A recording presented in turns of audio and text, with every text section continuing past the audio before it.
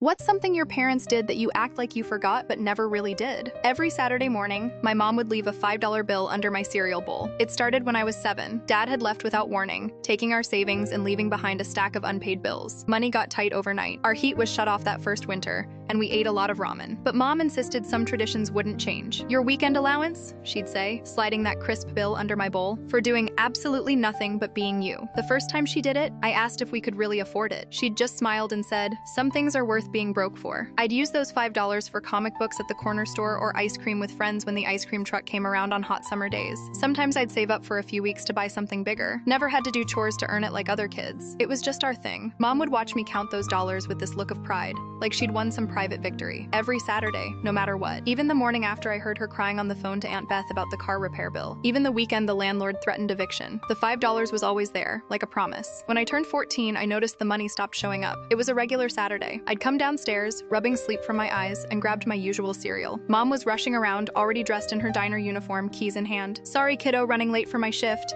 There's leftovers in the fridge for lunch," she called over her shoulder. I looked under my bowl. Nothing. I told myself she forgot. She was busy, working 2 jobs by then. The diner during days and cleaning office buildings at night. Sometimes she'd come home at 1 a.m., still wearing her yellow uniform with the coffee stains, and fall asleep on the couch with her shoes still on. The next Saturday, no $5 again. Or the next. I never mentioned the missing money. Never asked what happened. Figured we couldn't afford it anymore, and I was too embarrassed to bring it up. Didn't want her to feel bad. Instead, I got a part-time job bagging groceries at the supermarket down the street. The manager let me work Saturdays even though I was underage. Started buying my own stuff. Told myself I was too old for allowance anyway. That it was childish to expect my struggling mom to keep giving me money for nothing. Sometimes I'd catch her looking at me with this strange expression when I'd come home from work, my own money in my pocket, like she wanted to say something but couldn't find the words. On my 16th birthday, she asked if I missed our Saturday thing. I just shrugged and said, "Nah, I'm good." The disappointment that flashed across her face made my stomach twist, but I pretended not to notice. For years, I pretended I didn't remember our Saturday tradition. After college, I moved back home temporarily. First Saturday morning, I shuffled to the kitchen half asleep. There was Mom, looking older now, hair streaked with gray. She smiled when she saw me. "Want some cereal?" I nodded, watching as she poured it. Then she hesitated, reaching into her pocket. "Almost forgot," she whispered, sliding a $5 bill under my bowl. Her hands were cracked from years of cleaning houses. "Mom, you don't have to." "I know," she cut me off, "but I owe you." Confused, I asked what she meant. She opened a drawer and pulled out a small notebook. Inside were dates going back 8 years, every Saturday I'd missed. "When things got bad, I couldn't keep giving you the money," she explained, "but I kept track of every single one. Been saving up quarters and dollar bills whenever I could." That's when she pulled out an envelope stuffed with cash. $215, she said. Every Saturday I missed. I realized she'd been planning this for years, saving pennies from her tips, just to keep a promise I pretended to forget. "I'm sorry it took so long," she whispered.